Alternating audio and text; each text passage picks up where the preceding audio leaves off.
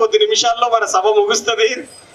ఇప్పుడు తెలంగాణ ప్రజా సాంస్కృతిక కేంద్రం రాష్ట్ర అధ్యక్షులు భూపతి వెంకటేశ్వర్లు గారిని మాట్లాడాల్సిందిగా కోరుతున్నాను.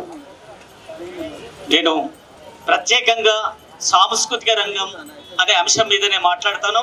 ఈరోజు తెలంగాణలో సంస్కృతి అంటే ఆటపాటల సంస్కృతి. తెలంగాణ అంటేనే ఇవాళ ప్రజలందరికీ తెలుసు జానపద వృత్తి కళాకారులు. ఈరోజు అనేక మంది జానపద వృత్తి కళాకారులు మొన్నటి సర్వేలో ఇవాళ 6 లక్షల మంది ఉన్నారు. జానపదంతో పాటు భజన కోలాటానికి సంబంధించిన కళాకారులు 12 లక్షల మంది ఉన్నారు. అయితే వీళ్ళకి కేటాయించిన బడ్జెట్ ఏంటి అనుకున్నప్పుడు ఇవాళ సంస్కృతికి ప్రదాతలుగా ఉన్నారు, నాగరికతకు నిర్మాతలుగా ఉన్నారు. ఇవాళ జానపదం అంటే తెలంగాణకు ఒక ప్రాణప్రదంగా ఉన్నారు. అలాంటి జానపద కళాకారులు ఇవాళ కేంద్రం కానీ రాష్ట్రం కానీ కనీసం బడ్జెట్ లో కేటాయింపులు లేవు. కేటాయించిన బడ్జెట్ గత బడ్జెట్ 209, ఇప్పుడు కేటాయించిన బడ్జెట్ 198 కోట్లు అంటే తగ్గించారు. అంటే ఈ రోజు మొత్తం నిన్న మొన్న బీజేపీకి సంబంధించిన RSS బజరంగికి సంబంధించిన వాళ్ళు, వెంకయ్య నాయుడు తర్వాత మోహన్ భగవత్ ఇలాంటి వాళ్ళు వచ్చి ఇవాళ శిల్పారామంలో లోక్ మందన్ అని పెట్టిరు.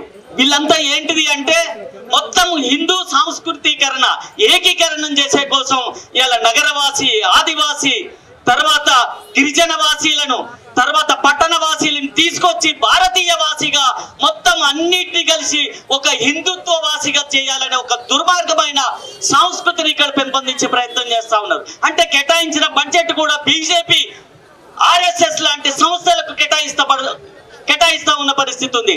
కాబట్టి ఇక్కడున్న జానపద కళాకారులకు గుర్తింపు కార్డులు లేవు, ఇక్కడున్న జానపద కళాకారులకు పెన్షన్స్ లేవు, కనీస ప్రయాణ ఖర్చులు లేవు. ఎలాంటి అంటే వృత్తి కళాకారులుగా బతుకుతూ దినదినగండంగా బతుకుతున్న పరిస్థితుల్లో జానపద కళాకారులు ఉన్నారు. ఇలాంటి కళాకారులకు రవీంద్ర భారతి ఉంది, ఇలా ఆధిపత్య అగ్రహారాలకు నిలయంగా ఉన్న పరిస్థితి ఉంది. ఏ ఒక్కనాడు జానపద కళాకారులకు ఇలా రవీంద్ర భారతి కేంద్రంగా ఇచ్చే పరిస్థితుల్లో లేదు. కాబట్టి జానపద కళల్ని కాపాడాల్సిన పరిస్థితి ఉంది. జానపద కళల్ని కాపాడితేనే సంస్కృతిని, ఇక్కడ సాంప్రదాయాన్ని, కొన్ని పద్ధతుల్ని కాపాడగలుగుతారు.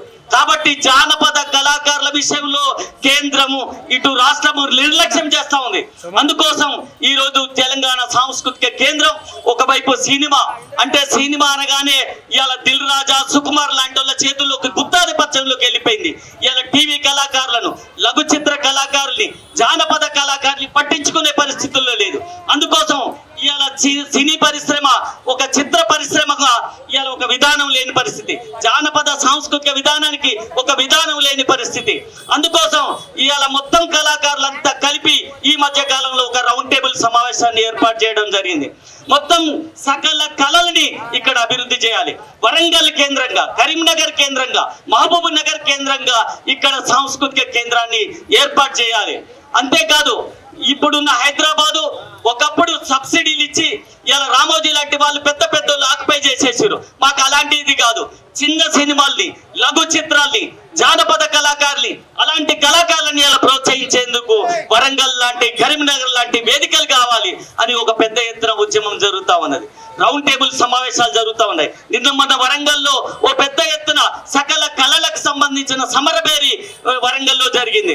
గోదావరి కని ఇక అంటే మొత్తం కళాకారులు ఈ రోజు కేంద్ర రాష్ట్ర ప్రభుత్వాలకు గుర్తిస్తుంది, చెప్తుంది కూడా ఒకటే, మేము గద్దెనెక్కించింది కళాకారులే, గద్దెను దించేది కూడా కళాకారులే.